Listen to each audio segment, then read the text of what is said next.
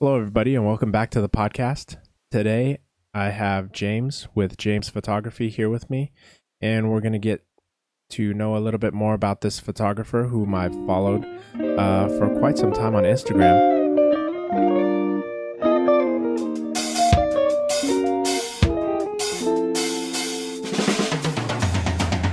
So, thank you, James, for being on the podcast today. Yeah, I appreciate you asking me. Thank you very much.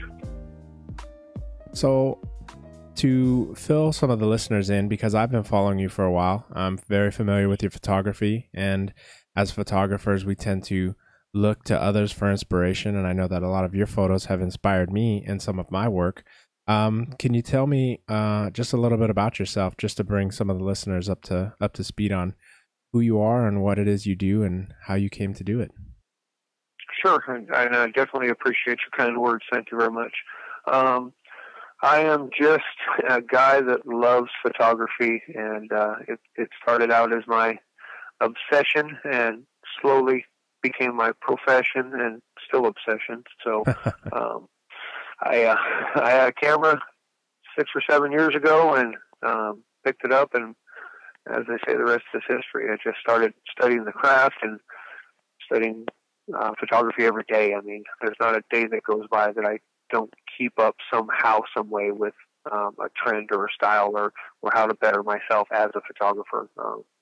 And not just put the camera in automatic mode. I understand manual mode. I learned aperture and priority and all the stuff you need to know to be a photographer. So that's where I came from. My day-to-day living, I'm not a photographer, I'm a handyman, but I try and photograph as much as I can and get out whenever time allows me. Yeah, and it's definitely an amazing hobby. It's not my 9 to 5 either, but I definitely try to get out as much as possible to photograph and to just try to progress with the skill. And you've mentioned knowing manual mode and aperture priority. How long have you been photographing? Like, I would say, because you mentioned getting your camera about 6 years ago, how long till you really just started taking it seriously and just honing the craft? And how long would you say it took you to get out of automatic mode that even myself, I started? Yeah, well, to tell you the truth, I mean, the only time I ever used automatic mode was with my first point and shoot. Oh, really? So when I picked up a DSLR, that's when I went to manual mode, and I wanted to learn how to be a photographer, and I wanted to understand what light did, and I still don't understand it all. You know, I'm still daily learning and honing my craft, and I'm not nowhere as good as I want to be. So I would say shortly after I picked up my first point and shoot and just off my DSLR, so I'd say a year in, I wanted to learn. Yeah, and it takes about that time. I mean, that's pretty awesome that you dove in, feet first. I know for myself, I started for a little bit in automatic mode, and it wasn't until I started watching YouTube videos and seeing other photographers talking about manual that I then started to realize when I would take my photos into an editing software, which at the time I was just using whatever basic software came with my computer. All of the images, the exposure was all over the place, and it's like I had no control of my images. I was just relying on the camera to spit out what it thought I was trying to capture. Sure. So what editing software do you use? Primarily Lightroom and Photoshop. I mean, I'm pretty much with everybody else. Yeah. And, and I dodge and burn a lot. I'd say that, for anybody listening that wants to learn how to edit images, dodging and burning should be your standard go-to to make your image what you saw in the viewfinder when you click the button. Dodging and burning does a lot. Don't be a preset hound. Don't follow all the preset trends. Have your own style. Do your own thing and make the images yours and your models. Yeah, definitely. Because a lot of people don't realize when going into manual mode that the camera tends to shoot in a default sort of picture profile. So you have to bring those things back when you sit in Lightroom or Photoshop. You have to bring those colors and the vibrancy back, and dodging and burning especially. You have to bring back just the depth that was really there, because in a two-dimensional image, it takes that kind of skill set to bring the photo back to life. Yeah, that's correct. And Lightroom and Photoshop, I've been using them for 4 years, 5 years, pretty regular, daily almost, and I still do not know how to use them to their full potential. There's still a lot more that could be learned. So, hone your software skills also. Yeah, definitely. And so with a lot of your photo sessions, perusing through your Instagram here, a lot of modeling sessions, do you tend to have a large number of photos that you take and then you have to use Lightroom, or how does that workflow sort of go for you? My workflow is always import to Lightroom just to bring back the depth. I try and I shoot underexposed most of the time, just so I can still get some shadows and highlights when I pull everything out through software. So everything's usually, kind of dark until I bring it in and make it what I saw that day. Yeah. And definitely shooting underexposed. Again, I'm looking here at your photos, and there's definitely no loss in the highlights. A lot of your models, they can wear very light clothing. One model in particular was wearing white, and I know photographing outdoors, when a model is wearing white, you can tend to lose detail in that material or in that type of clothing. Very quickly too, yeah. So I like to keep that detail and still keep it as sharp and as white as possible. Yeah, definitely. And one thing with your style, you also photograph boudoir and artistic nudity. How did you get into that genre? Well, I believe it started with one of my first models. She was a local girl, and we were good friends first, and so we just started, and she wanted to do a few riskier shots, and so we kind of went that direction. And so me as a photographer, I don't approach women and ask them to do that kind of session. If they approach me and say that's what they want to do, then that's the direction we go. If we're on location and they want to do something a little riskier, then we go that direction. Yeah.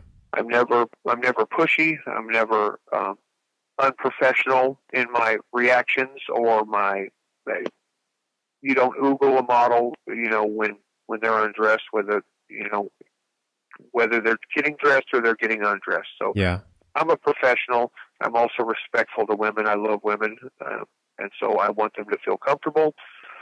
So there's a lot of ways to get into that, and a lot of the best boudoir image photographers are women, because women are obviously comfortable with other women. So yeah, true.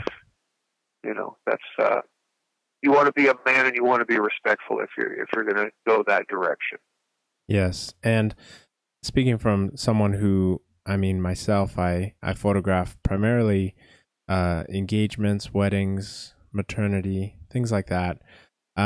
Even with that style of photography, I think, just as you said, being respectful across the board, even more so when doing artistic nudity or boudoir photos, because it is a very intimate setting. A lot of people don't really realize the intimacy that you're capturing, and sort of the setting that is sort of going on with the scene.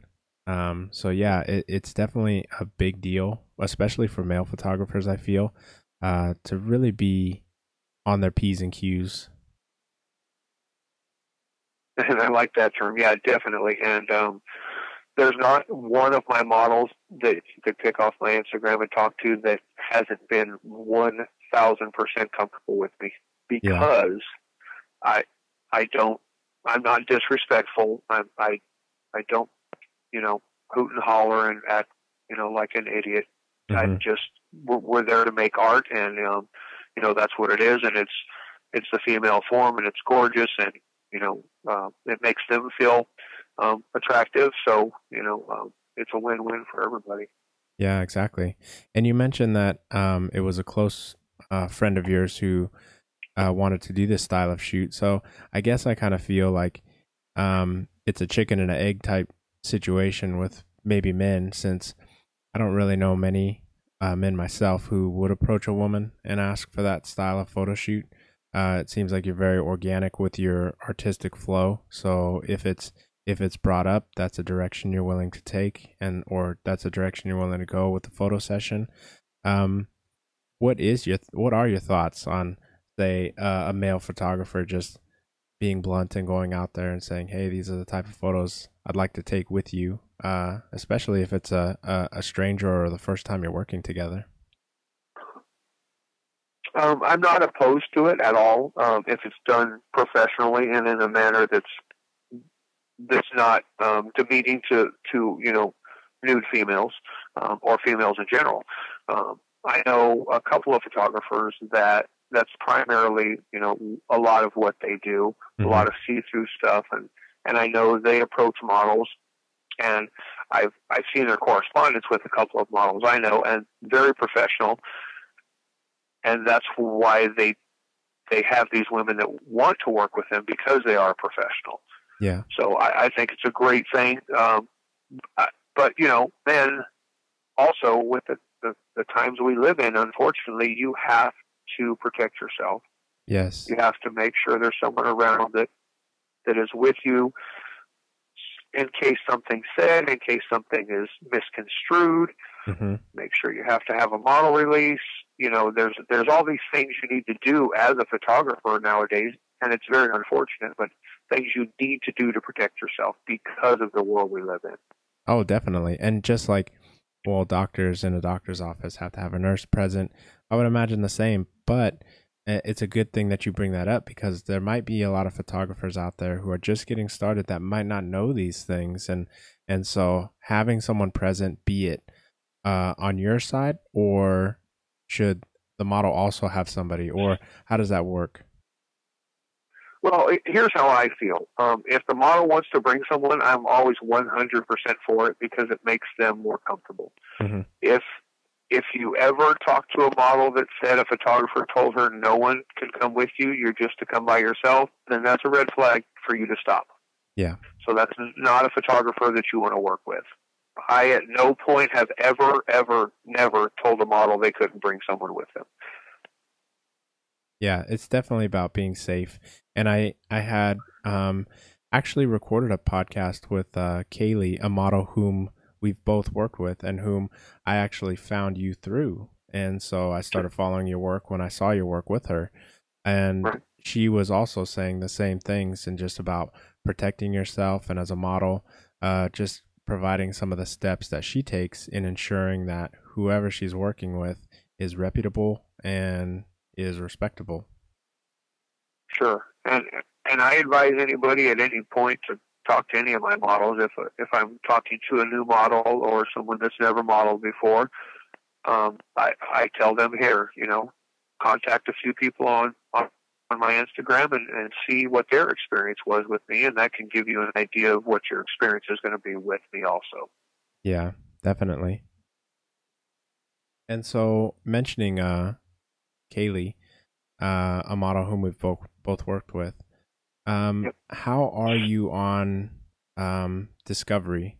Are you an active discoverer for new talent? Or, because for me, to just give a little brief explainer, all of the models I've worked with or collaborated with, I've usually worked with them because I know they've worked with other photographers. So I guess I'm the type where I don't really approach someone who has an Instagram and I haven't seen any of their work at all. I have spoken with photographers who they'll approach someone that they see at a restaurant who they feel is just photogenic, and they're very professional in their approach. But are you that type as well who seeks new talent? I am that guy. Yes. Oh, that's I, awesome. I don't want to. Yeah, I don't ever want to be creepy or weird. So I approach them with a business card and say, "Hey, if you're ever interested, I think you have a great look," and that's kind of where we go from there. So, in saying that, also, I would say that probably 98% of my models on my Instagram Hmm. had never modeled before. Really? Yeah, I've worked with a lot of beautiful girls that just never were in front of a camera and took to it amazingly. There's a couple that were actually introverts that didn't speak to people, Hmm. um, and they were my most awesome shots. They were Wow. just fantastic because I like to have that kind of connection with whoever I'm working with. Yeah. And to say that I mean that many people have never been in front of a camera professionally before. I I couldn't tell looking through your images. I Oh, mean thank you. the images that you capture, I believe a lot of it's like a 50-50 trade-off. The photographer has to see that look and be able to capture it, but the model also has to deliver that. And to say, I mean, a lot of them are amateurs or beginners. It's that you couldn't tell. You couldn't tell looking at your photos. Oh, thank you. There's a girl that I photographed a couple of times. I think she is just incredible. She has striped pants on my Instagram. Her name is Victoria, and she is phenomenal and never been in front of a camera before, and just doesn't know she's beautiful. It's incredible. Yeah, I'm looking at that image now. Wow. That is a really great capture too. I mean, just the Thank you. look that she's giving into the camera. A lot of people they'll try to force the face, so to Right. speak, where it's like Mm-hmm. they're trying to emulate what they might see in a magazine or see on television, and it's a natural look that has to come out. And that's the look that I want to pull out of these girls with our conversation and with a little laughter and with a little joking and just having a great time. So it's cool, man. It really, I think it's really something that helps me want to continue with photography and pursue it more. Is all the interactions I have with people and all the amazing people that I meet. Yeah. And another thing about all the amazing people that you meet, I think I should throw it out there that you do organize a lot of meetups. I see it all the time on your stories. I've yet to be able to have the time to actually go myself. Um, but where did this come from? When did this start for you? I mean, it's pretty recent in the last year or so. I want to collaborate with other photographers. Hmm. I want to. Sometimes it's hard to find new models. You know, I'm from a small town in the middle of California, Yeah. so it's a little rough. So when you do a meetup, other models come out, other photographers. You get to see how other photographers work. You guys get to hang out. You get to geek out on camera stuff, and so that's the fun part. Yeah, that's definitely really cool. And I like the fact that you're definitely one of the few pioneers in the local area that are organizing these types of events. There's probably one other gal who orchestrates like a creative community type thing. Hers is more art, dance, and just sort of all the creative things. But the fact that you're bringing photographers and models together in an area where everyone can collaborate, can sort of swap ideas, compare gear with one another, and probably editing tips. It's a really awesome thing that you're doing. Thanks, I appreciate that. I'm trying to get it to catch on, so hopefully we'll keep it going. Yeah, definitely. So tell me what or how you go about picking the locations for your photo sessions. Just in general, is there a difference between the locations that you pick for your artistic photos versus your modeling photos? Because I would imagine modeling photos, the world is your oyster. However, with artistic photos, it might be a little bit more selective. Sure, and my artistic stuff, we kind of collaborate. If whoever the model is, we kind of talk about what look we're looking for, you know, where they they might want to do it. So that's kind of helps choose the location. And then as far as my regular model stuff, you know, we just kind of throw a dart up in the air and choose a location sometimes, or sometimes I had driven by a spot and I remember it and I think it would, you know, be a cool background. But sometimes it's just a tree in their front yard, you know, it can be whatever it is. And that's one thing that some model, well, not some, but there was one in particular, I'm not to bag or not to name any names or anything like that, that I've worked with, that I was of the train of thought that, you know, the world can only see what is captured within the image. Right. So nobody knows where you really are. And if there's an amazing tree that so happens to be outside of Walmart, then if I recommend that we meet there, or, you know, we should shoot there because I think that this is a great spot. Have you ever had any models raise eyebrows like, that place, I mean, I can't see it? Because a lot of times people don't see things the way a photographer sees things. Sure. And yes, I've had a few raise an eyebrow, and I just tell them trust in the process. You know, it is very organic with me. I hop around like a bumblebee looking for a flower that's ripe. You know, that's just the way I work. And you know, 98% of the time it comes out good. You know, there's sometimes that I miss the mark, and you know, that's the way it goes in the creative process. But the models are 90% trusting. There's a few that bat an eye, but then when they see their image, they're like, wow, I didn't know it looked like that. Well, yeah. Yeah. And that's one thing that I would hope that models that look through your Instagram would, I guess, kind of see the way that I see it. Because when I look through your Instagram, and I not only look at the models, but I look at the location, and I think to myself, this man is photographing on another planet. Like, I don't know where these places are, but it just looks so unique and unlike other places. And that's one thing that, because I started out in landscape photography, learning how to go into manual, finding a setting and not making it just seem like normal, like, oh, that's LA, or oh, that's, you know, Chicago. Right. And I appreciate that, because, you know, sometimes I do feel like I'm on another planet, because some of the locations that I choose are just as random as I am. And, you know, but I see something in it, and, you know, I see that it looks different than, you know, something else. And it could be a doorway that you pass every day that I just think, you know, would be cool. And the model, you know, passes it 50 times a day and just never knew it existed, because sometimes people don't see the forest for the trees. Yeah, they'll look at the entire scene rather than the details. And that's one thing that I'm looking back at one of the photos that you had taken, and I'll try to describe it to you. Okay. The caption says "Blue, not you," and is with Kaylee. And the color of her clothing and the scene that you picked, and even the white balance that you were able to capture, because I know that when you're shooting outdoors, sometimes that white doesn't really hit and it'll look blue in the camera. Right. But it really works with this photo, because to describe to the listeners, she's wearing what looks like a teal color pants or teal color jeans, and then the surrounding image is also a teal.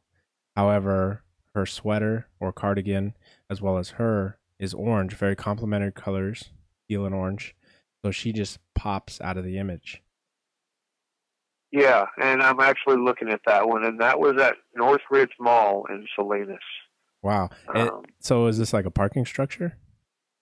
No, it's a mall. It's a big, long mall, and this was just a wall where they're going to build a new shop of some sort, and it was just there. We just picked up a camera, met after work, and went out to the mall, and we're like, let's just go play at the mall.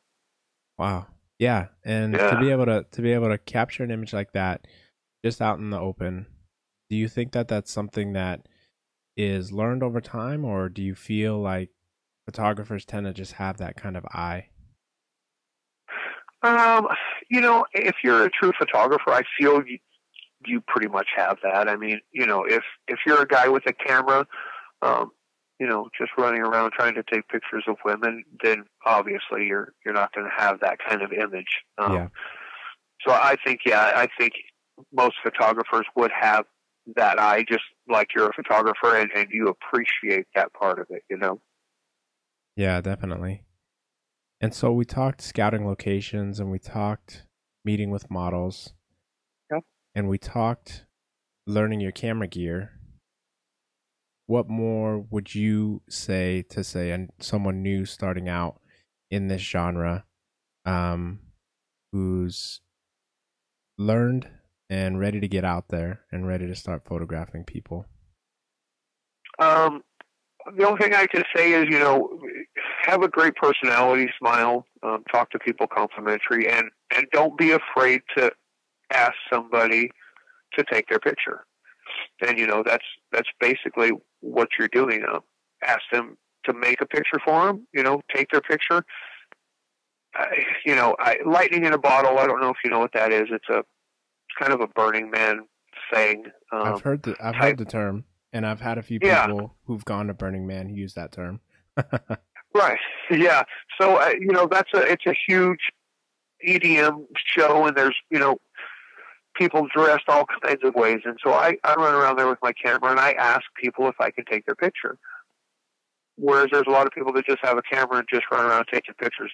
But I want people to be aware that I'm capturing their image, Yeah. and I want them to appreciate that I'm capturing their image. So same thing, with going out there and asking people. Don't be afraid to ask people. Just do it in a respectful and tasteful manner. Yeah, definitely.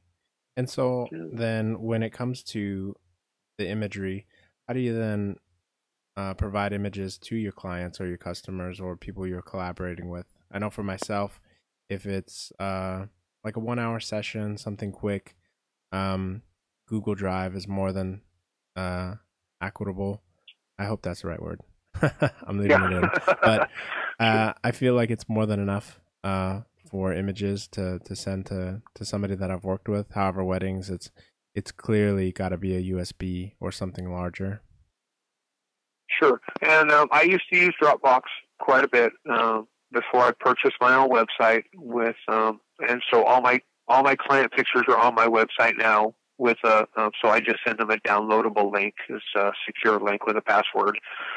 So, but that's an expense that needs to be factored into doing business as a photographer. So, if you want to start charging people, you have to be prepared to spend money on equipment because, let's face it, equipment's not cheap. You have to have enough batteries and have enough memory cards, and so if you're going to continue it, purchase a website and pay that monthly expense, that yearly expense, and deliver your clients a professional link, and that's kind of. And I just did that the last couple of years. It's not like I've always done that. Like I said, Dropbox was my preferred, but since then it's now my own website. Yeah, and same for myself. I started like a lot of other amateur photographers would, where my social media, I posted all of my images to, well, it was actually my personal Instagram before actually making a photography Instagram, where all of my more professional work would go. And then eventually I took the plunge, and not a plug, but I went and signed up with Squarespace for a website and a domain name.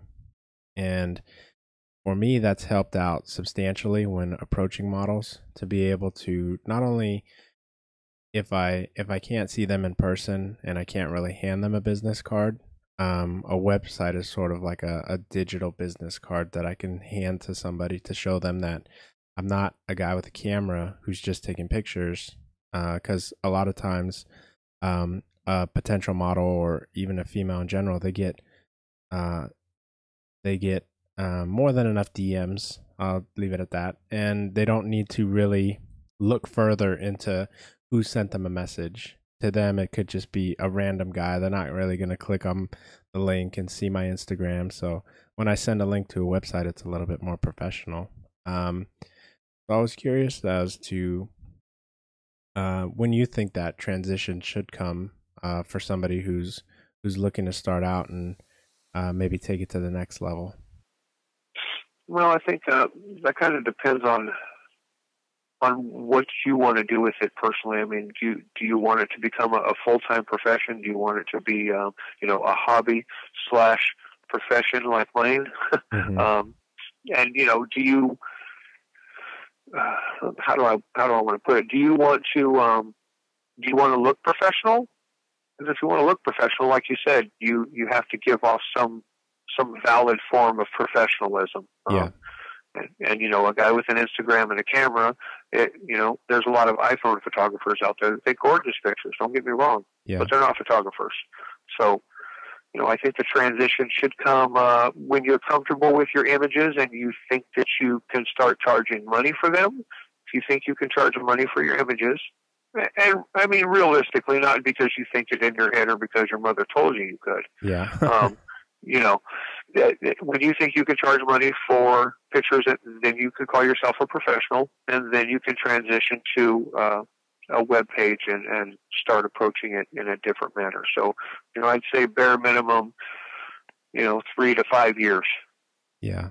You definitely need to build the experience and to build the clientele as well as your portfolio and just all of the things that come with essentially starting a business. Right. Where you are the product and the provider of the images. That's correct. And so for you, what is photography for you? Is it something that you see transitioning to a full-time thing, or is it a passionate hobby that you have? Because for myself, I love my day job. I don't foresee leaving that anytime soon. I don't think my wife would let me leave that anytime soon. but it's definitely a passionate hobby of mine.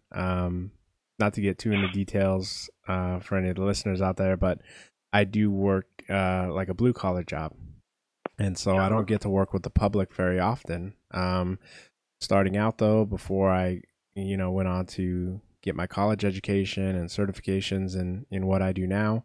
I worked with the public in customer service type jobs, drugstores, grocery stores, clothing stores, you name it. And so working with the public and talking with people, and that's something that I really enjoyed. However, when doing like blue collar work, you tend to just work with the same group of people and not necessarily you don't necessarily meet strangers often. Very true. Yeah. So for me, photography is and always will be my passion, and it will always be my professional hobby. If I could do it full time and I was in an area that afforded me that, not in the middle of the woods, then I think I probably would pursue it more full time. But I do love my day job also, and I'm probably going to keep that. So for me, I am a professional photographer. I'm just not a full-time working professional photographer. Yeah, and that's something that to sort of clear things up, I think that in recent years, you've been photographing, I want to say a little bit longer than myself, but at least what I've noticed in terms of the trend is that the lines between amateur and professional have definitely been blurred quite a bit. I think that there's definitely a middle where there is a person who does this part-time.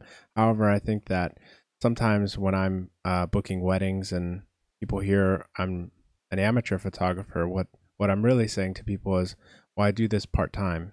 Like, it's not I look at someone who's a professional photographer. This is their full-time gig. This is their only job. Right. And to speak on that, I think you're definitely a professional, and I think you can be a professional without being a full-time working photographer. Professional meaning you give someone a product that they pay money for. That's the defining line for professional. So if people are happy paying money for your vision in your work, then you are definitely a professional. That's not an amateur anymore. Yeah, well, I guess I can see that then. That when someone's paying for your work, then you're paying for a professional's work rather than if they're doing it full time or part time. Yeah, I hadn't really thought of it that way. Yeah. Oh, I hope that makes you understand that you're a professional also. Awesome. I'm a part of the club. There you go. You're in. Awesome. Well, I want to thank you again, James, for coming on to my podcast and speaking with me today. I feel that you're definitely a very inspirational photographer. I'm glad that I found you through a mutual model, and I just continue to learn and be inspired by your work. I'll provide links below for people to see your work on your Instagram. And again, thank you. Hey, I definitely appreciate you, and let's keep shooting. All right. Take care, you guys. Thanks.